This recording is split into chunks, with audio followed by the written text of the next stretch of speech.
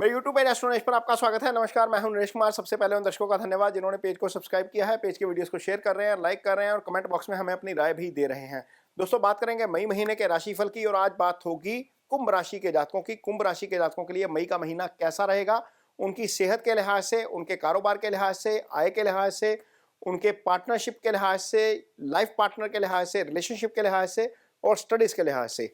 तो शुरू करते हैं। यहाँ पर ये जो कुंडली आप लगी हुई देख रहे हैं, ये कुंडली है 1 मई के दिन की कुंडली। शनि देख रहे हैं कि आपकी राशि के ऊपर से ही गोचर कर रहे हैं। शनि की 7.5 की दूसरी ढैया आपके ऊपर चल रही है। शनि का ये गोचर अच्छा नहीं होता, लेकिन चूंकि शनि अपनी मूल त्रिकोण राशि में है, शनि राशि के स्वामी है, लिहाजा शनि यहाँ पर नुकसान नहीं करते। 7.5 से यहाँ पर ज्यादा डरने की जरूरत नहीं है। मंगल राहु बुध का गोचर दूसरे भाव में हो रहा है। बुध शुभ के साथ आ जाते हैं तो शुभ होते हैं, अशुभ के साथ आ जाए तो अशुभ हो जाते हैं। मंगल और राहु का दूसरे का गोचर अच्छा नहीं है, ना ही बुध का गोचर अब अच्छा रहा, क्योंकि यहाँ पर बुध अशुभ हो गए। वैसे दूसरे भाव में गोचर में शुभ होते हैं, लेकिन चूंकि राहु के साथ है इसलिए स्थिति अच्छी नहीं है। शुक्र, गुरु और सूर्य, सूर्य का गोचर तीसरे का अच्छा है, शुक्र गुरु का गोचर तीसरे का अच्छा नहीं है। और यहाँ पर केतु अष्टम भाव में, ये गोचर भी अच्छा नहीं है। लेकिन यहां पर स्थिति बदलेगी। गुरु आपकी कुंडली में 1 मई के शाम को ही यहां पर आ जाएंगे। जो तीसरे भाव में बैठे थे वो केंद्र में आ जाएंगे। तीसरा भाव अच्छा नहीं होता, लेकिन गुरु का केंद्र में होना तीसरे के मुकाबले अच्छा है। गुरु यहां पर आपकी कुंडली में 2 अच्छे भावों के स्वामी बनते हैं, एक है आय का भाव और एक है धन का भाव।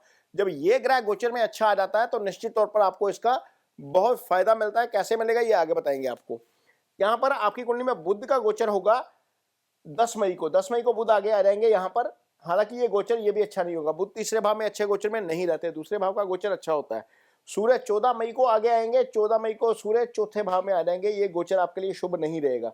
शुक्र का गोचर 19 मई को होगा, ये चौथे भाव में आ जाएंगे। यानी कि आप देखिए केंद्र में 4 ग्रह आ जाएंगे, 2 शुभ है 2 अशुभ है, न्यूट्रलाइज हो जाएगी सारी एनर्जी यहाँ पर, न्यूट्रलाइज हो जाएगी। 2 शुभ ग्रह और 2 अशुभ ग्रह, यानी कि बैलेंस हो जाएगा। लेकिन इसका फल क्या मिलेगा ये देखिए। यहां पर आपकी कुंडली में आय स्थान के स्वामी बनते हैं गुरु। गुरु चले गए केंद्र में, यहां पर देख रहे हैं दशम भाव को। जब दशम भाव को गुरु देखना शुरू करते हैं तो दशम भाव आपका करियर होता है, आपका बिजनेस होता है, कारोबार होता है। यहां पर गुरु की दृष्टि निश्चित तौर पर कारोबार को फ्लोरिश करने का काम करेगी और आपका धन निश्चित तौर पर बढ़ेगा।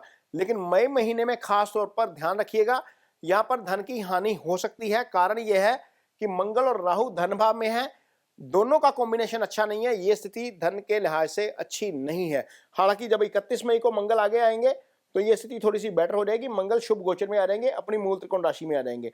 मंगल यहाँ पर इस भाव को देख रहे हैं तो ये स्थिति थोड़ी सी अच्छी नहीं है। जो स्पेकुलेशन के काम में है, जो शेयर बाजार का काम करते हैं, वो खास तौर पर ध्यान रखें, यहाँ पर धन की हानि हो सकती है। केतु भी अष्टम भाव में धन की हानि का ही काम करते हैं, तो यहाँ पर थोड़ा सा ध्यान रखना पड़ेगा धन को लेकर। कारोबार के लिहाज से चीजें ठीक हैं, मनी का फ्लो भी रहेगा, लेकिन थोड़ा सा कंट्रोल रखिए।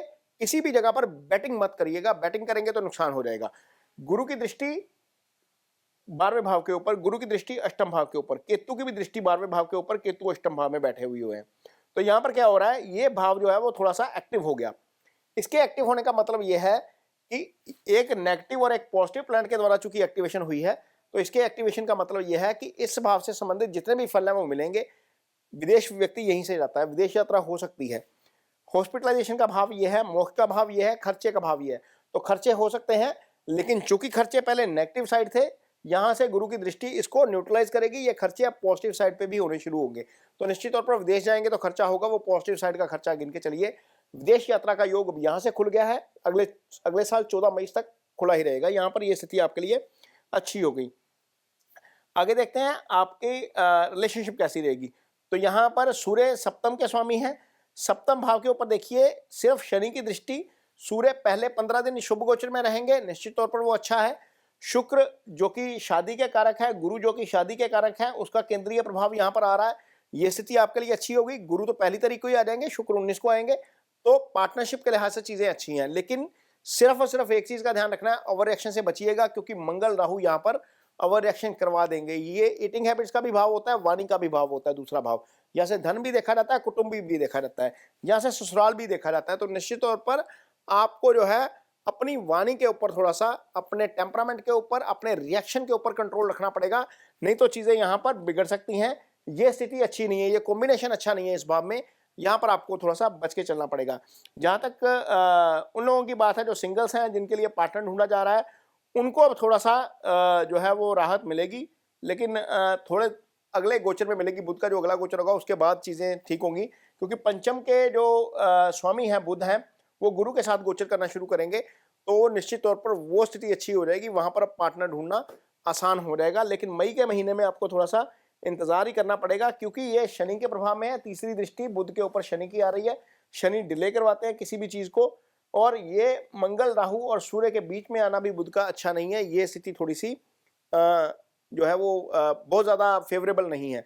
बुध रिजल्ट करना चाहेंगे, लेकिन ये दो ग्रह जो है वो रिजल्ट करने नहीं देंगे। तो जैसे ही वो आगे निकलेंगे, यहाँ से वो पाप कर्त्री निकल जाएगा, शुक्र सूर्य आगे निकल जाएंगे, शुक्र गुरु साथ हो जाएंगे, तो निश्चित तौर पर चीजें जो हैं, तीन पॉजिटिव प्लैनेट जब एक साथ आएंगे तो निश्चित तौर पर चीजें उस दिशा में चलेंगी। फिलहाल आपको थोड़ा सा इंतजार करना पड़ेगा, लेकिन इसके बावजूद जिनकी किसी के साथ अंडरस्टैंडिंग है, कमिटमेंट है, उनको उनको फायदा मिलेगा। चंद्रमा यहाँ पर है, चंद्रमा आपकी कुंडली में यहाँ पर आ जाएंगे लगभग 14-15 मई के आसपास। तो जिनकी आपस में अटैचमेंट है, जो कमिटमेंट में है, उनको 14 या 15 मई के आसपास अच्छा समय बिताने का मौका मिल सकता है। ये एक जो है वो 1 या 2 दिन का समय होगा, क्योंकि चंद्रमा एक राशि में 54 आवर्स के लिए रहते हैं। तो वहां पर स्थिति आपको थोड़ी सी आपके लिए अच्छी हो सकती है। ये रिलेशनशिप के लिहाज से है। हेल्थ के लिहाज से बात करेंगे तो हेल्थ के लिहाज से चीजें ठीक है, कोई बहुत ज्यादा गड़बड़ वाली स्थिति नहीं है। हाँ, इतना जरूर करिएगा कि ड्राइविंग का जरूर ध्यान रखिए। मंगल राहु दूसरे में, केतु यहाँ पर अष्टम भाव का केतु अच्छा नहीं होता। मंगल नॉर्मली एक्सीडेंट करवाने के कारक हैं, क्योंकि ब्लड के कारक हैं, एनर्जी के कारक हैं। जब हम गाड़ी जोश से चलाते हैं तो निश्चित तौर पर चोट चपेट का खतरा रहता है। लेकिन जब केतु की दशा में, केतु के प्रभाव में कोई एक्सीडेंट होता है तो वो बहुत खतरनाक होता है। लिहाजा गाड़ी थोड़ा सा धीमे चलाइए। यहाँ पर स्थिति थोड़ी सी गड़बड़ हो सकती है, क्योंकि ये कॉम्बिनेशन अच्छा नहीं है। और केतु और शनि शटाष्टक में भी है, ये स्थिति भी अच्छी नहीं है। शनि लगन में बैठे हैं, केतु अष्टम में है, ये शटाष्टक वाला जो एंगल बना हुआ है ये भी अच्छा नहीं है। तो थोड़ी सी सावधानी अपेक्षित है, सावधानी जरूर रखिए। स्टूडेंट्स का ये समय अच्छा है, क्योंकि गुरु आपकी कुंडली में चौथे भाव में गोचर कर गए हैं, तो चौथे भाव से स्टडीज का विचार होता है। गुरु आपकी कुंडली में पंचम भाव के स्वामी होते हैं, जो बुद्धि विवेक का भाव है। बुध हालांकि अच्छे गोचर में नहीं है, वो एकेडमिक एजुकेशन के कारक हैं। चंद्रमा का गोचर बहुत ज्यादा अच्छे प्रभाव में नहीं है चंद्रमा आपका, क्योंकि शनि का गोचर चंद्रमा के ऊपर से हो रहा है, तो फोकस बनाने में समस्या आती है। लेकिन चूंकि अब गुरु केंद्र में आ गए हैं, तो यहाँ पर केंद्रीय प्रभाव गुरु का होने के कारण थोड़ा सा फोकस बनाने में भी आपको इससे मदद मिलेगी। तो स्टूडेंट्स के लिए समय थोड़ा सा बेटर होना शुरू होगा अब कुंभ राशि के जातकों के लिए मई के बाद से। तो ये मई महीने का राशिफल है कुंभ राशि के जातकों के लिए। ये वीडियो आपको कैसा लगा, इस पर कमेंट बॉक्स में अपनी राय जरूर दीजिए। यदि ये वीडियो अच्छा लगे तो उसे शेयर जरूर करिए, पेज को सब्सक्राइब जरूर करिए। इसके साथ ही मुझे दीजिए इजाजत। नमस्कार।